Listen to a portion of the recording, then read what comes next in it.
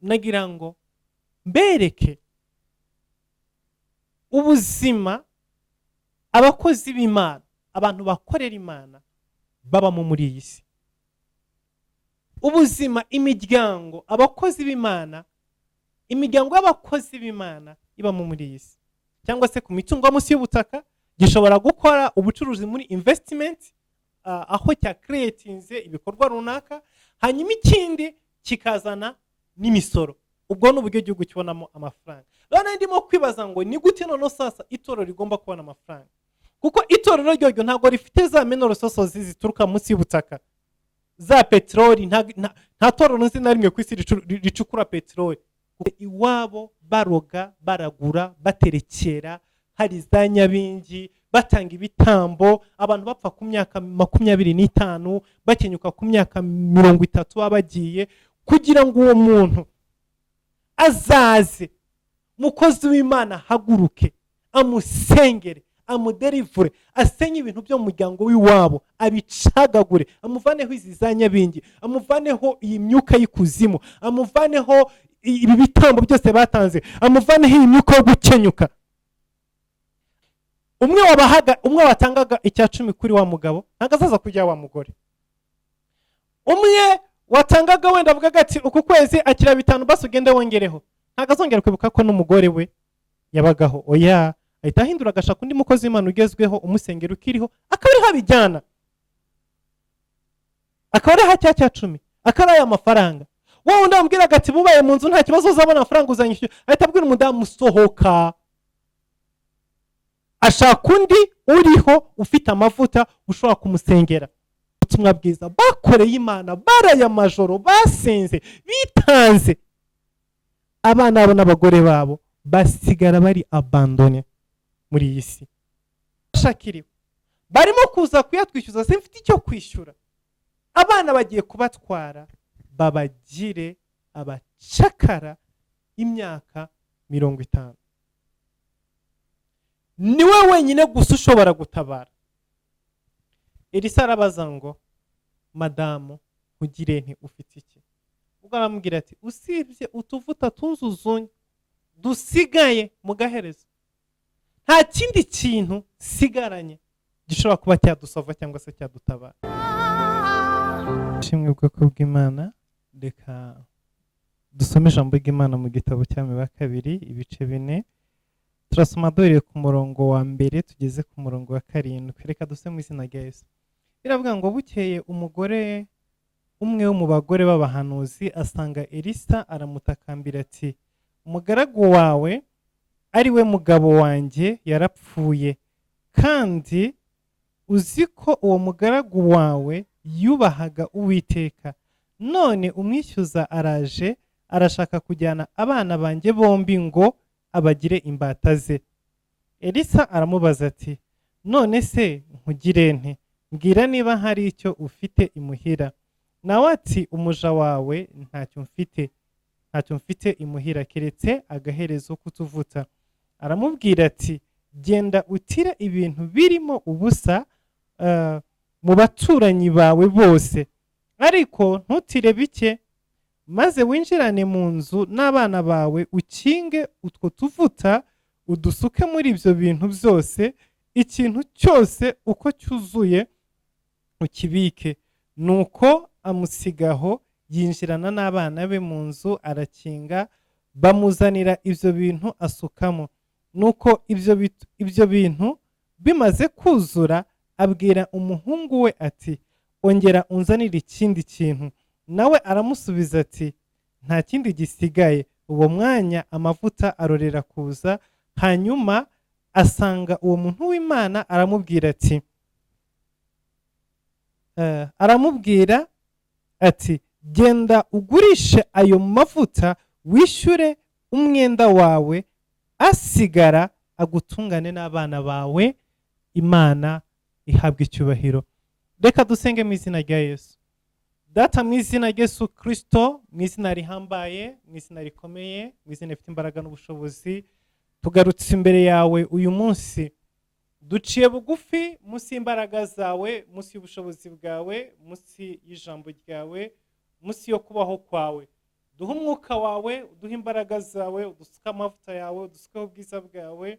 Mwami, abantu bose turi kumwe muri kano kanya bakurikiranye ino jambo, reka ikiganza cyawe n'imbabazi zawe hejuru ubuzima bwabo, uduhe gusobanukirwa no gutahura mwami ibyo data umwuka wera ashaka yuko tubwire itorero, tubwire abantu bawe, tubwire abadukurikiye hirya no hino ku isi, mu izina rya Yesu Kristo Nazareti, amen. Yesu ashimwe. Dusomye ijambo riri ahangaha mu gitabo cy'Imibereho kabiri, ni ibice bine ku murongo wa mbere kugeza ku murongo wa 7. Iri jambo riri ahangaha ni inkuru y'umudamu w'umupfakazi yasigaranye n'abana biwe. Ntabwo biriya yatomoye ngo ivuge neza ngo abana be ni 5 ni 6, ariko yavuze ngo bombi. Ivuze bombi ubwo ni ukuvuga ngo mu busobanuro bw'ikinyarwanda ni 2. Bombi ubwo numwe n'ubundi. Iyo aza kuba ari benshi barenze 2 ntabwo ikoresha bombi, ahubwo ikoresha bose. Ubwo bivuze ngo abaye benshi. Ariko hanga ikigaragara ni kimwe nuko yari afite abana 2. Uyu mugore w'umupfakazi ufite abana 2 ntabwo yari umugore usanzwe, kuko yari umugore w'umukozi w'Imana. Yari umugore w'umukozi w'Imana. Umugabo we yari umuhanuzi, yari umwe mu bana b'abahanuzi. Uyu musore cyangwa se uyu mugabo wapfuye yari umuhanuzi wakoreraga Elisa, yari munsi y'amavuta ya Elisa. Ariko Elisa ntabwo ari wabanje kuba shebuja, ahubwo yari umukozi wa Eliya mbere yuko Eliya azamuka ngo ajye mu ijuru. Yari umwe mu bana b'abahanuzi 50 babaye munsi y'amavuta ya Eliya, batozwa na Eliya, bakorera munsi y'amavuta yiwe kandi bigishwa nawe kugira ngo babe abakozi b'Imana. So rero bamaze igihe kinini bagendera munsi y'amavuta ya Eliya, bari abahanuzi, bari buzuye umwuka wera, bari buzuye imbaraga z'Imana. N'abana batojwe kuva bakiri abana. Ntabwo ari babandi bakurira ku nzira cyangwa se yongiye mu butayu, ahubwo n'abana barezwe kandi bari mu ishuri. Nuvuga ngo ibintu bakoraga ni ibintu bigiye, ni ibintu bize babyigira, kuko kera abahanuzi bashyiragaho amashuri y'ubuhanuzi, bagafata abana bakabatoranya bakiri batoya, hanyuma bakabarera, bakabigisha, bakabakuza. Abana bagakura bari mu impano z'Imana, bari mu mwuka w'Imana, bari mu imbaraga z'Imana, bari mu ubushobozi bw'Imana, bakorera Imana mu buryo bwose. So rero aba bana 50 bari mu ishuri rya Eliya, arabigisha, arabakuza, bagera ahantu batangira kubona no gusobanukirwa ibintu byenda kubaho bitarabaho. Ubwo Eliya yazamukaga ajya mu ijuru, mu gice cya kabiri cy'Abami ba 2 niho hari urugendo rw'igihe Eliya yazamukaga mu ijuru. Mu gihe Eliya yaragiye kuzamuka mu ijuru, byagenze gute? Abana b'abahanuzi 50 bareretswe, babona ko shebuja agiye kubakurwaho, agiye kuzamurwa mu ijuru. So niki cyabaye rero? Babwiye Elisa, kuko aba bana bari mu ishuri, bari muri classe, bigishwa iby'ubuhanuzi, bigishwa ibyo guhanura, bigishwa ibyo gukorera Imana. Warimo kubatoza yari umuhanuzi ukomeye cyane. Muramuzi, Eliya yahamagaraga umuriro ukava mu ijuru. Eliya yahanganaga n'abami, yafungaga ikirere akavuga ngo imvura izongera kugwa uko nabitegetse. Ntarategeka, ntaravuga, ntabwo imvura izongera kugwa. So yari umuhanuzi wo mu rwego rwo hejuru. Ariko igihe yendaga kuzamurwa, Imana amubwira ngo genda utoranye Elisha azabe umuhanuzi mu cyimbo cyawe. So niki cyabaye rero? Eliya aragenda asanga Elisa aho arimo guhingisha inka, ahingisha ibimasa, amutera umwitero. Aho mukojejeho ako kanya ibintu birahinduka muri Elisa. Ibintu bimaze guhinduka muri we, arahaguruka akurikira Eliya. Arambwira ati ndakwinginze nyemerera mbanze ngende nsezere data na mama, nsezere bene wacu, hanyuma nze tujyane. Ndambwira ati hari icyo ngutwaye, hari icyo nkugize. Aragenda bagazanka, azitekesha ibiti byazihambiranyaga zahingishaga. Arangije ubwo business warayivuyemo atazasubira inyuma. Araza asanga Eliya, abana nawe, akajya mukorera igitondo n'umugoroba. So ni ukuvuga ngo Elisa we ntago yaje aje kuba umwe muri aba bana 50, ntago yaje aje kwiga nawe kuba umuhanuzi, ahubwo yaje aje gusimbura Eliya, kuko igihe cyuwe cyangwa se imisi yiwe yo kwimurwa, yo kuvanwa mu isi yari igeze.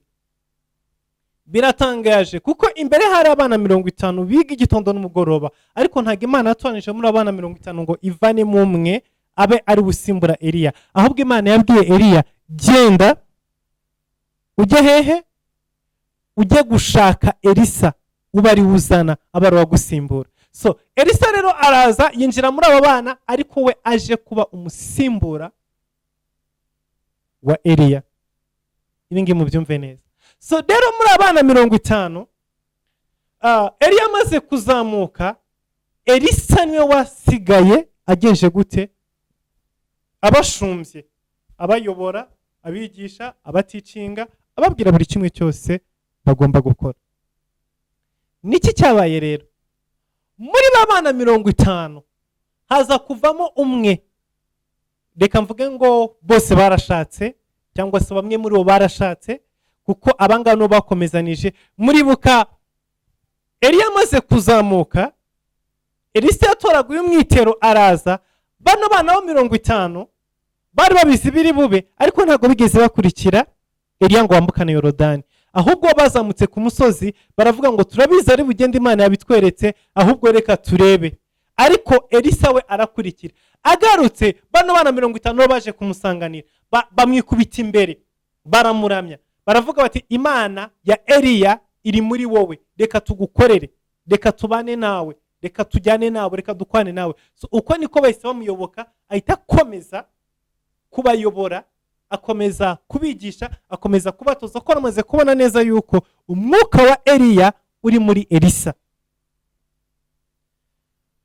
Igihe kimwe baramubwira bati reka tugende, tujye aho turi ni hatoya, tujye guca ibiti, twubake kugira ngo tubone aho kuba. Bakomeje bakorana na Eliya. Igitondo kimwe rero, umwe muri bo ashaka umugore, baramushyingira, bakora mariage, babyarana abana 2, ariko igihe kiragera arapfa.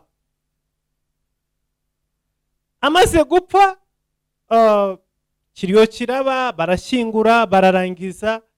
Elisa ntacyo yigeze akora kugira ngo uyu nguyu azuke. Yari umuhanuzi ukomeye, yarimo imbaraga z'Imana zishobora kuzura abapfuye, ariko igitangaje ntabwo yigeze amuzura, ahubwo yaramuretse, baramushyingura, birarangira. Haciye iminsi cyangwa se haciye igihe runaka, Bibiliya itatubwiye ngo ni igihe runaka, umugore wiwe yari arasigaranye abana, ariko yasigaye mu buzima bugoye, yasigaye mu buzima buruhije, yasigaye mu buzima bw'inzara n'ubukene buri hejuru y'ubundi bukene. Uyu mugabo wiwe yari yaragiye afata amadeni atandukanye, hanyuma amaze gupfa, uwari kwishyura amadeni nta wari uhari. Umugore yicara aho ngaho, arasavayivinga, arasafaringa n'abana biwe, baca mu buzima bugoye buruhije, ariko bakomeza kwihangana, bakomeza kurwana n'ubuzima. Ariko bantu umugabo yafatiye amadeni akiriho baza biruka, ambwira ati madamu umugabo yadufatiye amadeni ntabwo yigeze atwishyura, uratwishyura kuko n'umugabo we mwarasezeranye, ibyo yafashe yabizanaga iwawe. umudamu ati ntacyo mfite cyo kubishyura. Bati nubwo udafite ikintu na kimwe cyo kutwishyura, icyo dukora ni kimwe, umugabo yasize abyaye, aba bana bawe turabatwara baba imbata, hanyuma amaboko yabo, ubwenge bwabo n'imbaraga zabo bizishyura ibiguzi by'ibyo se yasize adashoboye kwishyura. Muri Isirayeli iyo umuntu yagutwaraga akakugira imbata, wamukoreraga igihe kingana n'imyaka 50. Ni ukuvuga ngo habaga kubaho gutegereza yubiri. Iyo yubiri yazaga nibwo umuntu yashoboraga kuba free, bakamurekura akagenda. So reka twaswiminge ko bano bana umwe afite imyaka 10, undi afite imyaka 8. Fata bano bana bafite umwe afite imyaka 10, undi afite indi myaka 8, hanyuma ubatware ujye kubahindura abacakara, babeho ubuzima bwabo bwose bashigaje imyaka 50 bagukorera. Ndavuga ngo uyu mwana utwo afite imyaka 10 uzongera kumubona agize imyaka 60. Imyaka 60 nishira nibwo bazamuribera, bakamurekura akagaruka iwawe. Ni ikirero kigiye kubahanga. Umwana watandukanye ku myaka 10 azongera kugaruka afite imyaka 60. Imyaka 60, nyuma y'imyaka 60 nibwo azemererwa kongera gutekereza kubaho nkawe, gukora ikintu cyamugira umumaro mu buzima bwiwe. Azaba yarize, azaba imbaraga zizaba zararangiye, izubuto zizaba zararangiye, azaba ageze mu gihe cy'ubusaza. Ku myaka 60 bazamurekura akora iki? Umuto kuri ufite imyaka 8 aza afite imyaka 58. Nuvuga ngo bamurekura n'ubundi ageze mu gihe cya passion. So rero byari ibintu bibabaje. Umugore yapfushije umugabo, abana nabo baragiye, asigaye wenyine. Niki kigiye kubaha ngaha? Umuryango urarangiye, abana bari bapfuye bahagaze abareba, ubuzima bwo baye mizire burangiritse, baye nk'ubutariho. Ubuzima nyuma y'urupfu rw'umugabo we nabo basigaye, ubuzima bwo burasenyutse. Umugore arirukanka abwira bano bagabo baje gutwara aba bana, arabwira ati it's okay, ndabyumva mugiye kuntwarira abana kubera ko ntafite icyo ndibuze kubishyura, ariko please mumpe umwanya mutoya, kuko hariho industry umugabo wanjye yakoreragamo. Hari industry umugabo wanjye yakoreragamo, kandi hari imperekeza cyangwa se hariho ibintu, hariho ibihembo atahembwe. Reka njye kureba umukoresha wiwe hanyuma mwishyuze, namara kunyishyura I will come back, then I will pay you. Natanyishyura it's okay, ndaza abana mu batware. Arirukanka asanga Elisa, aramubwira ati mugabo witwa Kanaka uramuzi? Elisa ati ndamuzi. Yari umugaragu wawe? Yes. Yakoreraga Imana ku manywa na nijoro mu by'ukuri? Yego. Yegeze aca iburyo cyangwa ibumoso? Atoya. Ntiyakumviraga muri byose? Yego. Ntiyumviraga Imana muri byose? Yego. Ntiyasapotingaga abantu? Yego. Hari ubwo yigeze yirwanaho yiba agenza gutakora ibintu byinshi bitandukanye kugira ngo tubeho? Oya. Uremera neza, uremeranya neza nawe n'umutima wawe n'Imana ukora yuko yakweraga Imana mu kuri no mu mwuka? Elisa ati nibyo koko yari inyangamugayo pe, nta kibazo na kimwe namushinze. Kandi urabizi ko yapfuye? Yes, yarapfuye. Uremera ko ndi umugore we? Yego. N'abana be urabazi? Ndabazi. Nari nkuzaniye inkuru ikubwira ngo ubu ngubu amadeni yafasha akiriho, barimo kuza kuyatwishyuza, simfite icyo kwishyura, abana bagiye kubatwara babagire abacakara imyaka 50. niwe wenyine gusa ushobora gutabara. Elisa arabaza ngo madamu ugire nti ufite iki? Ubwo aramubwira ati usibye utuvuta tuzuzunye dusigaye mu gaherezo nta kindi kintu sigaranye gishobora kuba cyadusova cyangwa se cyadutabara. Bwoko bw'Imana nkiri aha ngaha nagira ngo mbereke ubuzima abakozi b'Imana, abantu bakorera Imana babamo muri iyi si. Ubuzima imiryango abakozi b'Imana, imiryango y'abakozi b'Imana ibamo muri iyi si. Inshuro nyinshi hari igihe usanga abantu bari mu matiku, bari mu magambo menshi atandukanye. Abakozi b'Imana barasaba amafaranga, baragenza gute, ibintu byinshi cyane bitandukanye. Ariko nagira ngo mbabwire mukuri nimba hariho abantu baruha bananirwa muri iyi si n'abakozi b'Imana. Nimba abantu babaho mu buzima bugoye buruhije n'abakozi b'Imana. Uyu mugabo yakoreraga Imana ijoro n'amanywa. Ikimenyimenyi nuko na Elisa umukozi w'Imana uhambaye yamushingiraga intare. Ariko muri bwa buzima bwe bwo gukorera Imana ijoro n'amanywa, umwanya munini wamaze mu gukorera Imana, ntabwo yigeze agira umwanya wo kwita ku muryango wiwe, ntabwo yigeze agira umwanya wo kwita ku rugo rwiwe. Kandi ubu nibwo buzima abakozi b'Imana benshi babamo. Bamara umwanya munini batita ku ngo zabo, batita ku bagore babo, batita ku bagabo nimba baramagabo ari abagore batita ku bagabo babo, batita ku bana babo, batita ku miryango yabo.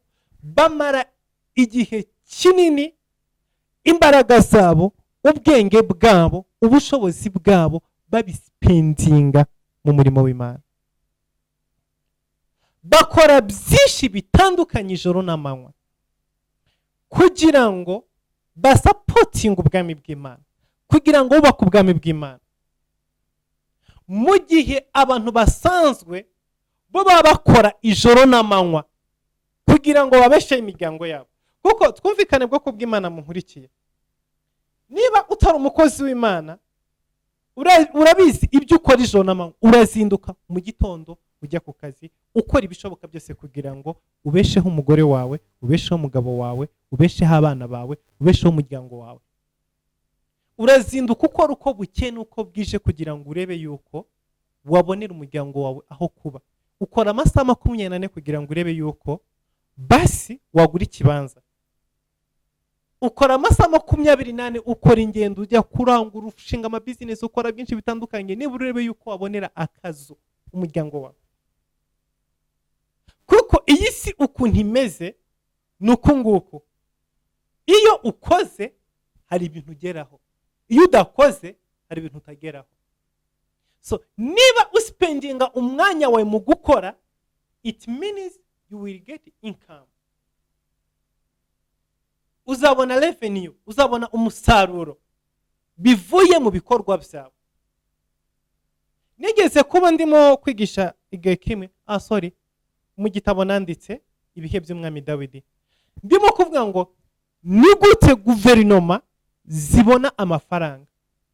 Uburyo bwa mbere ni igihe zikoresha imitungo iri mu butaka, mineral resources, amabuye y'agaciro, zahabu, petroli, iki biri mu butaka, gaz, barabyeexploita, bakabicukura, bakabikuramo, hanyuma igihugu kikabigurisha, kuko ni imitungo kamere igihugu kikabigurisha, kikabonamo income, kikabonamo revenue, kikabonamo amafaranga, hama kigashobora gukora ibikorwa. Ubwo n'uburyo bwa mbere igihugu kigenza gute, kibonamo amafaranga kugira gishobora gukora ibyo kigomba gukora, gishobora kuzuza inshingano zacyo. Uburyo bwa kabiri ni imisoro itangwa n'abaturage. Aho ngo ndimo kuvuga income cyangwa se revenue ziza ari z'igihugu, kuko hari n'ubwo igihugu kibura byose kikajya gufata amadeni kikajya kwikopesha, kikajya gufata amadeni, cyangwa se kigakora trade, ubucuruzi. Ibihugu nabyo bigira ama company runaka, tuvuge example nka company ibijyanye n'amashanyarazi, igihugu kikinvestisa, kigashyiramo amafaranga, hanyuma kigacuruza amashanyarazi mu banyagihugu cyangwa se n'abanyamahanga baza gushora, kigashobora kwinjiza amafaranga. Nuvuga ngo igihugu gishobora gukora ubucuruzi kuri mineral resources cyangwa se ku mitungo munsi y'ubutaka, gishobora gukora ubucuruzi muri investment, aho cya creatinze ibikorwa runaka, hanyuma ikindi kikazana n'imisoro. Ubwo n'uburyo igihugu kibonamo amafaranga. Rero ndimo kwibaza ngo ni gute none sasa itorero rigomba kubona amafaranga, kuko itorero ryo ntabwo rifite za mineral resources zituruka munsi y'ubutaka, za petroli. Nta torero nzi na rimwe ku isi ricukura petroli, kuko ubwo butaka government, kuko icyo gihe n'ubwo ngo ntabwo ryaba ari kirito, ubwo yaba yabaye government. Nta torero na rimwe nzi rifite ubutaka ricukuramo amapetroli ku isi yose. So bivuze ngo uburyo babusigaye ni bumwe, nuko itorero naryo rikora business nkuko government nayo cyangwa se bishobora gukora business. Hanyuma uburyo bwa kabiri nuko aba members, aba Kristo bagomba kwitanga. Rero difference iza kuba hangaha ni yingiye. Ntabwo natandukire ndakari mu murongo ndimo, kuko inshuro nyinshi mba ndimo kwigisha kugira ngo abantu bashobore gusobanukirwa neza bumve, kuko inshuro nyinshi dusoma ijambo ariko tukayiceje ntidushobore gusobanukirwa. Ugasoma ngo Elisa yatubuye amavuta cyangwa se akije umupfakazi umwenda, ariko ntiwumve neza niki kirahanga, niki cyabaye, ubundi mbere kuza gutubura habaye iki, ubundi nizihe mistake zari zabaye hariya, cyangwa se niki kibazo kirimo hariya. Kuko biriya byarabaye kuri uriya mudamu w'umupfakazi, ariko even now bikomeza byirepeta. Ntimwibaze ko kiriya kibazo uriya mudamu yahuye nacyo ari we wenyine gusa. Niyo munsi wa none abagore b'abakozi b'Imana barapfakara, cyangwa se abagabo bafite abagore bakora Imana nabo barapfakara, bagasigara n'abana, bagasigana imiryango. So iriya suffering uriya muryango wasigayemo, even now hari imiryango myinshi irimo guhura na biriya bibazo by'uyu mudamu yahuye nabyo mu gitabo cya Elisa. Noneho sasa bo bakaba barimo guhura nabyo, nta na Elisa uhari wo kuza gutubura amavuta, kuko ikizajya ari kuri uriya mudamu we nibura Elisa yarahari, birukiro bakajya gutakira. Ariko uyu munsi none hari abagore benshi cyangwa se hari abagabo benshi cyangwa se hari abana benshi base barabakozi b'Imana, banyina barabakozi b'Imana, barabasiga muri isi, barimo barasafura ngo amahura n'ibibazo bikomeye cyane. Ntabwo bafite ba Elisa birukira, kuko iri jambo ry'Imana turimo turivuga muri kano kanya, ntabwo turimo kubabwira history y'ibintu byabo, turimo tubabwira ubuzima, reality, imibereho iriho uyu munsi wa none. Niyo mpamvu tuba twifuza cyangwa se tuba dushaka yuko mugomba kugera ahantu, mugomba gusobanukirwa ijambo ry'Imana rikaza rikaba muri mwe, mukarifata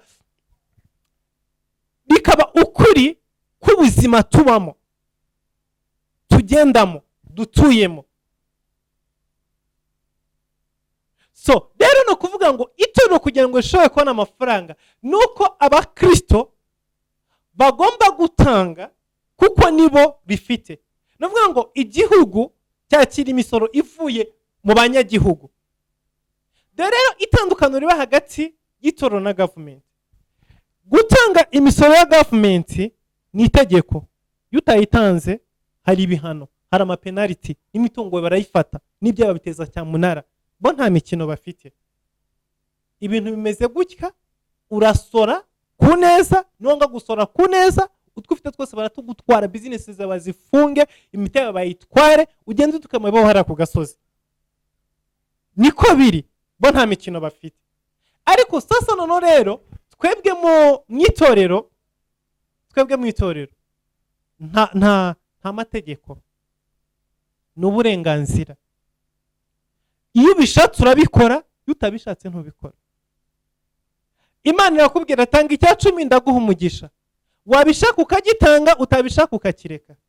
Tanga amaturo supporting ubwami bw'Imana, bako ubwami bw'Imana, wabishaka ukabikora, utabishaka ntubikore.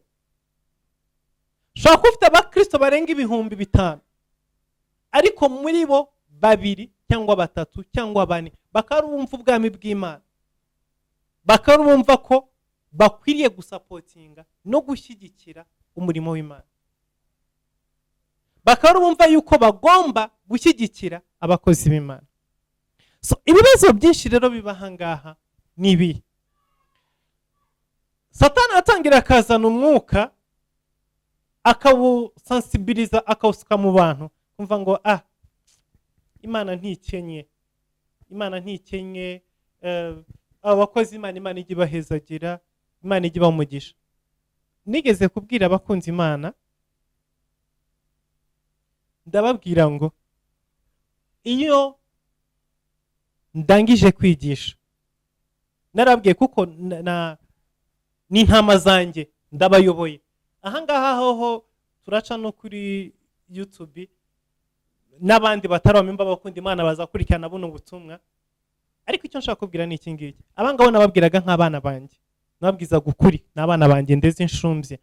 Nababwiye ngo iyo umbwiye ngo Imana iguhezagire cyangwa Imana igumugisha, yes thank you, ariko by'ukuri ibyo ntago ari byo nkeneye. Yeah, it is true, ntago ari byo nkeneye, kuko jyewe ndanga kugira ngo nguheshe umugisha. Natuye ijambo ngusengeye nkwigishije, nawe iyo urangije kwakira wa mugisha ntabwo ungarura mu magambo, ahubwo muri wa mugisha naguhesheje nguhesha umugisha mu buryo bw'umwuka, ukagenda ugakreatinga ibifatika. Muri bya bindi bifatika niho nkeneye kumpesha umugisha. Iyo uzanye icyacumi mu bakunzi Imana, yuzanye amaturo yawe, yuvuze mukozi w'Imana nkuguriye amazi, mukozi w'Imana akiri ikoti wambare, mukozi w'Imana akiri urukweto wambare, mukozi w'Imana ngiye kwishyura inzu yo kubamo, uku kwezi ngiye gupeya, yes, urambura insinzi, umpesheje umugisha. Ariko kumbwira amagambo ngo Imana igumugisha, no, ndagusengera. Amasengesho amasengeshijeho n'amanywa ibifu byacu biba byenda gutoboka. Dusenga yo muzina yo mutaze, aho twateguye no mutateguye.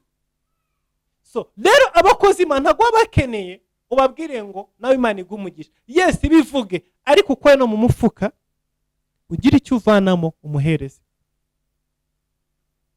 Kubera iki? Kuko umwanya we 90% awumara usipendinga mu bwami bw'Imana.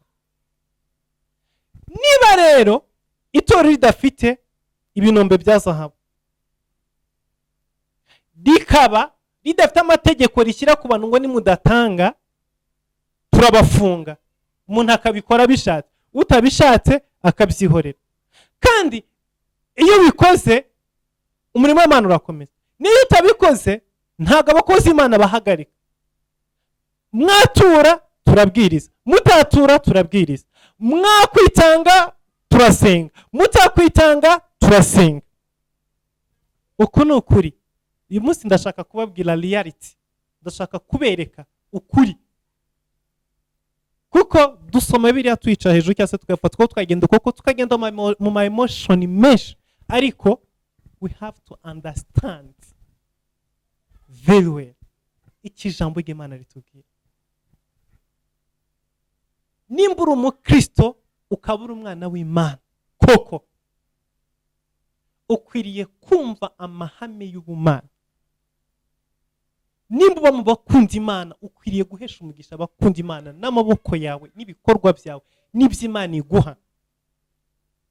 Nimba uri mu itorero runaka, nimba umushumba runaka ari ugushumbye, ari ukuyoboye, ugomba kumuhesha umugisha n'amaboko yawe. Uko aguhesha umugisha ibyahawe n'umwuka w'Imana, ibyahawe n'Imana, mu muhamagara Imana yamuhamagaye, nawe ukwiriye kumuhesha umugisha mu maboko yawe. Niba utabikora ni akaga gakomeye, mushyira abakozi b'Imana mu kaga gahambaye, kuko we urukundo akunda umurimo w'Imana ntashobora kubuta, ariko umuryango we ujya mu kaga, umuryango we ujya mu bibazo.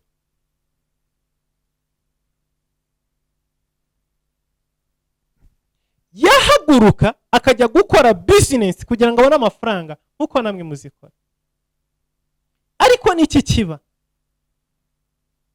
Nahaguruka akajya kurangura nkuko wagiye kurangura, ntago aba akiri muri wa mwuka w'ijambo, aza mu mwuka w'ibyashara, aza mu mwuka wa marishandizi, aza mu mwuka wa trade, wa business. Kuko ntago azajyama mu ijoro arimo yiyumvira umwana wawe urwe wamuhaye icyifuzo cyo gusengera, kandi afite ibintu yaranguye biri muri majerwa agomba kujya kudeduwana. Ararara akora imibare yuko azajya kudeduwana ejo. Numuhamagara akubwira si hondi turavugana mvuye muri majerwa, ajye muri majerwa yirirwayo atari nimugoroba yarushye. N'abavuye muri majerwa, what happened? Niki gikurikiraho? Arakeneye kujya gushaka abantu bo kuza kumugura bino bintu, kubera yuko ntabwo abizanye ngo abyicaza aho ngaho. Nta mwanya yarabuze ko no kuzamuka ku musozi, nta mwanya we no kurara ku karago, nta mwanya we no gusoma ijambo ry'Imana, nta mwanya we no kuza gusenga. Niyo mpamvu Imana yavuze ngo mwebwe nimugende mucuruze, hanyuma mufate ibyo mwungutse muvanemo kimwe mu 10 mukizanira Imana. Hanyuma Imana nayo iravuga ngo kuko ari icyanjye nanjye ngiye kugenza gute, ngiye kugiha abangaba, kuko niba ajya gushaka nk'uko mushaka ntabwo bari buze kubona umwanya wo gukora ibyo bagomba gukora mu bwami bw'Imana. So rero niki kibaho? Uyu mukozi w'Imana niki cyabaye? Yagiye mu murimo w'Imana, ariko ntekereza ko abakristo yarashumbye cyangwa se yarayoboye. Ni nk'abariho uyu munsi wa none, ni nk'abariho uyu munsi wa none. Yabwirizaga intama, yigishaga intama, yasengeraga intama, arangiza gusengera bakamubwira ngo Imana iguhe umugisha. Agaruka agataha akagera mu rugo, yagera mu rugo wa mugisha wamuhesheje wamubwiye ngo Imana iguhe umugisha, arawinjana mu rugo wareze umugore ngo uwo mvuye gusengera ambwiye ngo Imana impe umugisha, none akira umugisha ugenda ushyire mu isafuriya uteke. Ntabwo bishoboka. Nyirizu araza amubwire ngo nyine nigishije iteraniro rinini cyane rwose, bambwiye ngo Imana impe umugisha, none nawe Imana iguhe umugisha. Arabwira nyirizu akodesheje. Ntabwo bishoboka. Ntabwo bishoboka. Nyirizu akeneye amafaranga agomba kumwishyura ku kwezi. Umugore asanze mu rugo akeneye kumutwara ikiro cy'isukari n'ikiro cy'umuceri kugira ngo ateke. Ntabwo za blessing mwamubwiye ngo Imana ikublessinge, ntabwo ari ya magambo, ntabwo ari yari butahane. No, ntabwo ari yari butahane. Niki rero uyu mugabo yahitaga akora? Yiriwe mu iteraniro, yigishije, yahanuye, yakoze amadeliverance, yabwirije ubutumwa bwiza, yazindutse muri morning glory, yakoze buri kimwe cyose. Hanyuma ukwezi kw'inzu kurashize, intama nazo yabwirije, zamubwiye ngo Imana ukorera iguhe umugisha. Nyiriza akaza ati nyishyura. Umugabo icyo yahitaga akora ni kimwe, yahitaga asohoka akajya kuri uwo muntu runaka akamubwira ati ndakwinginze wo kabyara we, nguriza amafaranga 200 aho ngaho njye kwishyura nyirinzu, kubera yuko ahagaze imbere y'umuryango iwanjye agiye gusohora ibintu abijugunye hanze. Umuntu agafata 200 akabimuha atuzanyishyure. Umugabo akayafata akagenda akishyura inzu, bakongera bakaryama mu nzu. Mu gitondo umwana akarwara, yarwara hari ibyo basengera bigakira, hari ibyo bisaba ko bajyana kwa muganga, akamuterura bakajya kwa muganga. Bajya kwa muganga, docteur ati umwana afite fievre, afite ibi, none facture 50,000. Umugore akareba umugabo, umugabo ati ko ntayo mfite. Intama yoboye abakristo asengera, umurimo amanerwamo ijoro n'amanywa, icyo bamubwira ni kimwe, God bless you.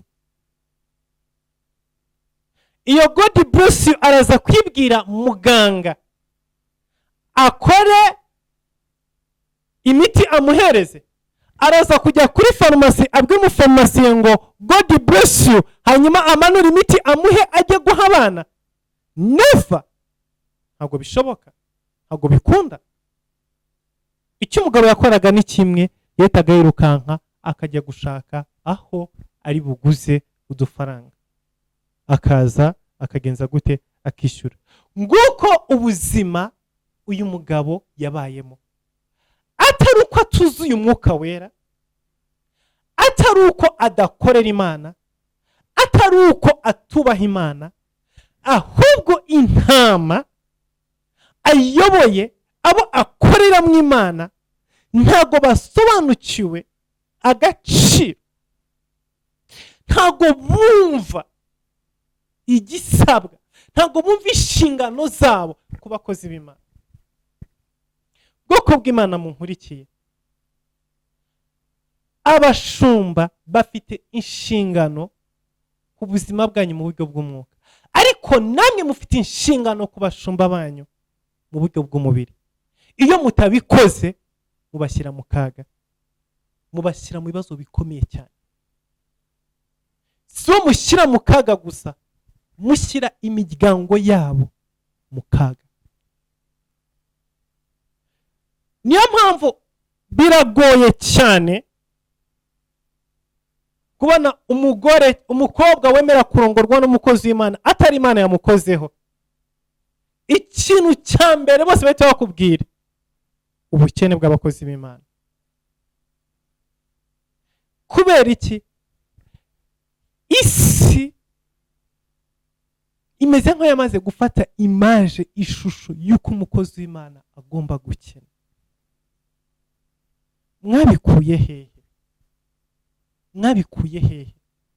Gute wumva yuko ugomba gusaba Imana, ugasenga, ukajya imbere y'abakozi b'Imana bakagucagaguraho karande, bagasenya iby'iwanyu byose, bagakukuraho inyatsi, ibituma ucuruza ugahomba, ibituma utiga ngo ugire aho ugera, bakagusengera ijoro n'amanywa. Intambara turwana izigira uko zingana, kugira ngo umuntu wavutse iwabo baroga, baragura, baterekera, hari za nyabingi, batanga ibitambo, abantu bapfa ku myaka 25, bakenyuka ku myaka 30 babagiye, kugira ngo uwo muntu azaze mukozi w'Imana haguruke, amusengere, amuderivure, asenye ibintu byo mu muryango w'iwabo, abicagagure, amuvaneho izi za nyabingi, amuvaneho iyi myuka y'ikuzimu, amuvaneho ibi bitambo byose batanze, amuvaneho iyi myuka yo gukenyuka, abisenye kugeza igihe byose abirangiriza.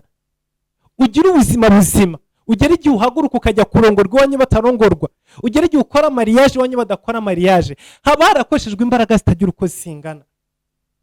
Ibi ntago wabikora urimo wirukanka inyuma ya business, ntago wabikora ujya kurangura, ujya kugenza gute, ujya gucuruza, ujya gushaka abakiriya, ujya kurwana n'amarwanda.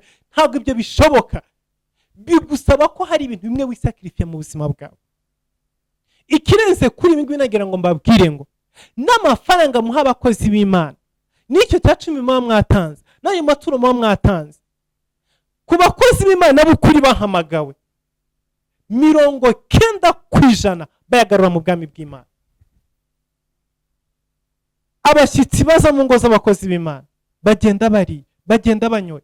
Uwaje ku karago yirirwa senga, nimugoroba yajya gutaha bagateka bakamugaburira. Uwaraye ku karago mu gitondo arabyuka agakorerwa petite jeune, agahabwa ibyo kurya, akagenza gute. Ayo ni amafaranga yandi mamwibwira ko mwatanze, muzi yuko mwahaye umukozi w'Imana yongera kugaruka gukora mu bwami bw'Imana. Abandi rero bafite imihamagaro, abo ngabo wenda n'abakora munsi y'indi mihamagaro y'abandi, kuko imihamagaro rutana. Hari abahamagara imihamagaro yo hejuru, abandi bagomba kuza gusapotinga gukora munsi yo mihamagaro. Hari n'abandi bahamagara imihamagaro yo kuza gusapotinga, kuza gukora munsi y'imihamagaro runaka. Rero babandi bahamagawe ya mihamagaro yo hejuru, abandi bazakora munsi y'imihamagaro yabo. Udufaranga twose umuhaye, aba mu gitondo abyuka yirukanka ajya kugura akagozi ka mikrofone. Iyi mikoro ndimo kuvugiraho muri kano kanya ni amafaranga. Iyi kamera impagaze imbere irimo kubagezaho buno butumwa muri kano kanya ni amafaranga. Amalayiti atuma urumuri rushobora kugaragara hangaha ni amafaranga. Imigozi, amabuye ajya, byonyine ni mikrofone ishobora kuvuga itarimo amabuye, amabuye ajyamo ni amafaranga. Ama internet akoreshwa, ama internet akoreshwa ni amafaranga. ntabwo ushobora kugira channel nk'ingi ngo ugire ubutumwa buri live buri direct ukoresha ugura ama MBC. No, ntabwo ushobora kugira ngo ugire amanuza yawe ukoresha ama MBC, ntabwo bishoboka. Ni ukuvuga ngo byanze bikunze every day you have to pay something. Buri kintu cyose mu bwami bw'Imana kirishyurwa, mashini ikoreshwa irishyurwa, telefone ikoreshwa irishyurwa, buri kintu cyose kirishyurwa. So bivuze neza ngo ne ya mafaranga uzasanga abandi nimba abonye izo miliyoni 2 z'amanyarwanda ahita avuga reka nirukanke ngende ngure akabanza i Bugesera cyangwa se ahandi hantu runaka nzagasigire umugore wanjye n'abana banjye, niyo naba ntahari bazagakoresha. Ariko abakozi b'Imana iyo abonye izo miliyoni 2, mbere yo gutekereza kujya kugura ikibanza azasigira umugore we, abanza gutekereza ngo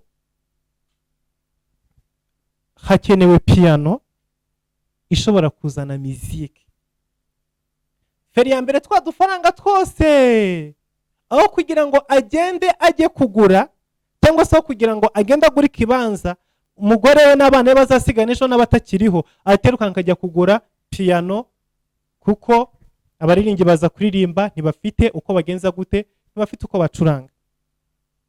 Utundi dufaranga tumuje mu ntoki akaba arirukanse, reka njye kugura ka bafu, reka njye kugura ka gitari.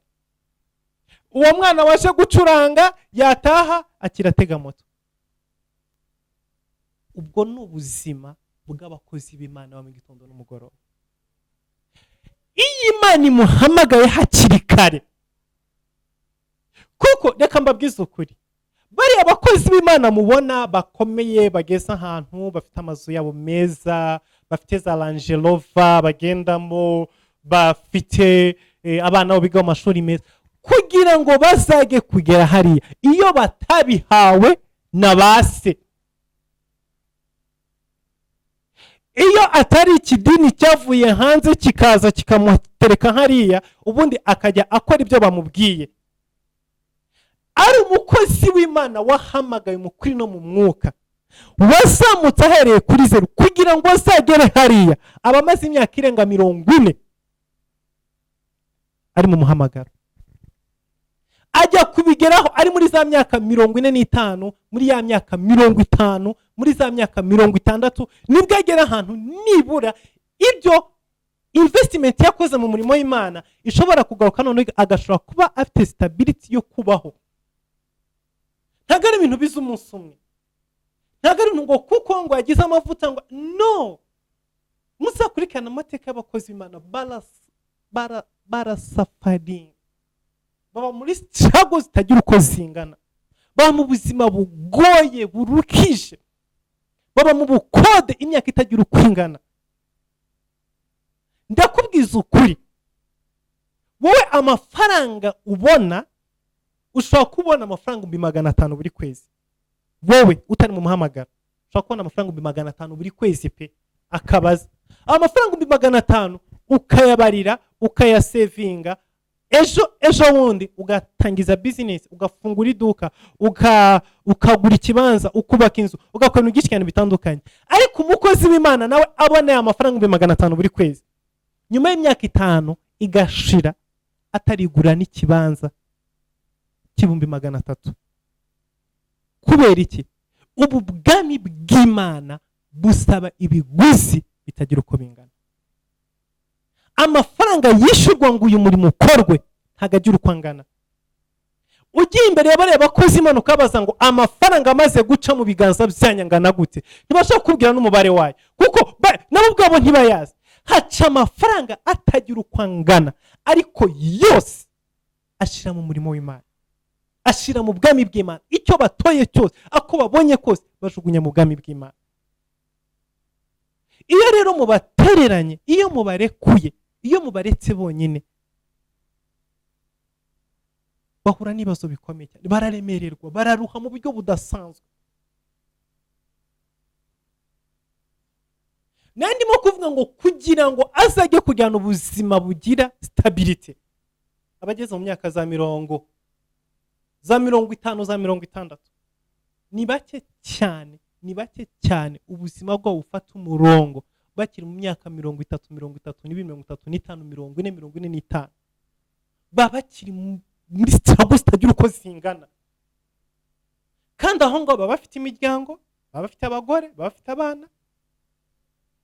Iyi Imana imuhamagaye rero hakiri kare, usanga asize umugore mu nzu y'inkodeshanyo, samute mugasanga sin'inkodeshanyo ahubwo yari fevu umukristo runaka yamugira ati bubayemo uzajya umpaye ubonye cyangwa se ubayemo igihe uzabonera yawe. Iyo feva kandi yagiye iyapfuye, uwo mugore bahita bamujugunya hanze, abana bahita bajugunya hanze.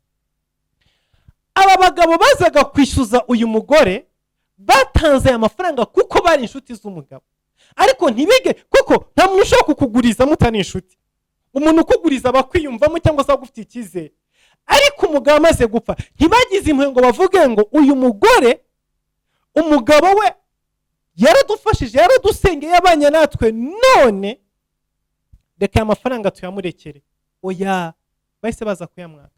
Uko niko abagore benshi b'abakozi b'Imana, iyo abagabo bapfuye hakiri kare, y'Imana bamubwiye hakiri kare, umwe watangaga icya 10 kuri wa mugabo ntabwo azaza kujya wa mugore.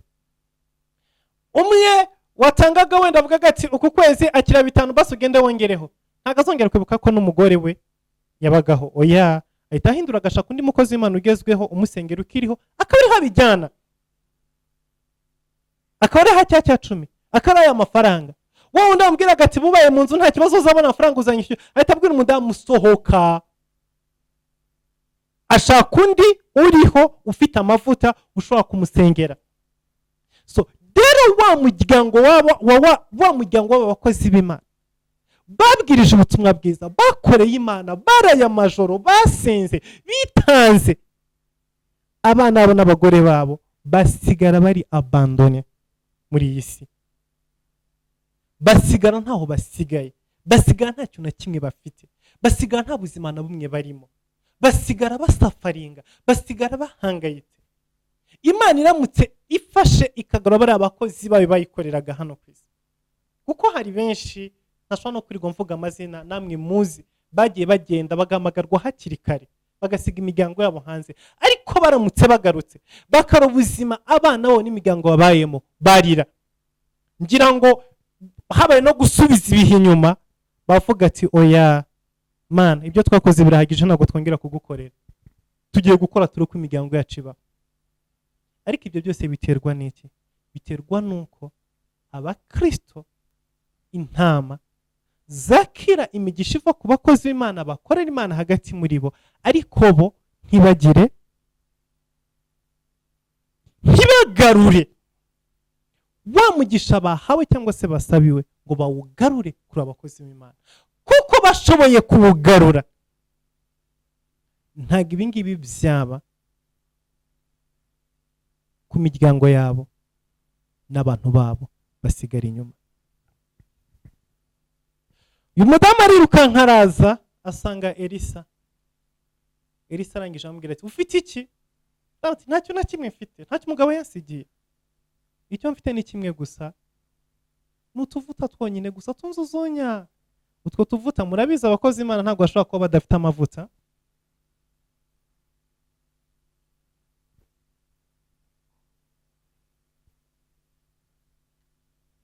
Nuvuga ngo ikintu cyari kiri mu nzu n'utuvuta twa Elayo umugabo yajyaga akoresha asengera abantu, ibindi byose nta na kimwe cyari kiri mu nzu, kuko abakozi b'Imana burya mu nzu zabo ntihabura amavuta aba ahari. Rero ya mavuta yo gusenga nitwo twari dusigara, amubwira ati natwo ni dukeya, amubwira ati ayo rero genda utire ibintu ariko ntutire bikeya. Haleluya.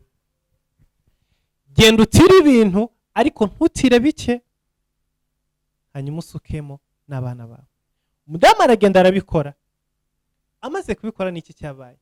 Bibiliya iravuga ngo ibibindi byuzura amavuta, agaruka kwa mukozi w'Imana. wa mukozi Imana wambwiye ijambo ariryo nshaka kurangirizaho n'abankurikiye.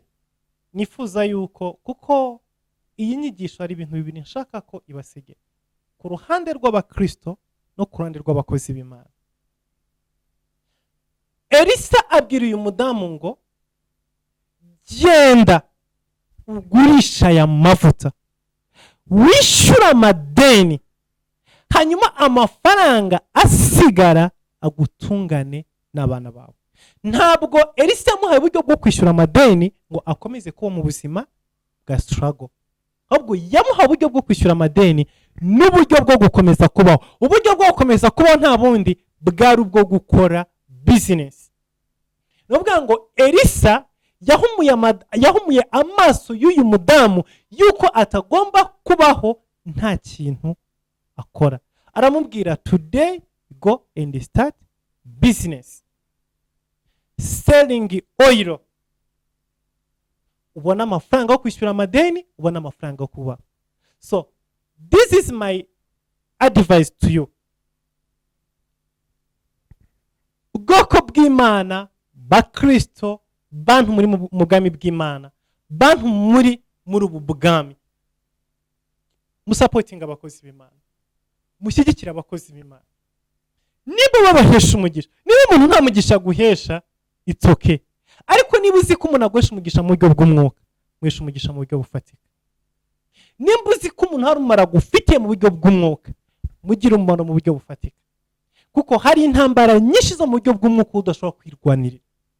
Hari ibintu udashobora kwikizamo paka hariho umuntu uriho amavuta y'Imana n'umwuka w'Imana. Niba rero uzi neza ko hari intambara udashobora kwirwanira, ukeneye ugomba kuzikurwana mu buryo bw'umwuka.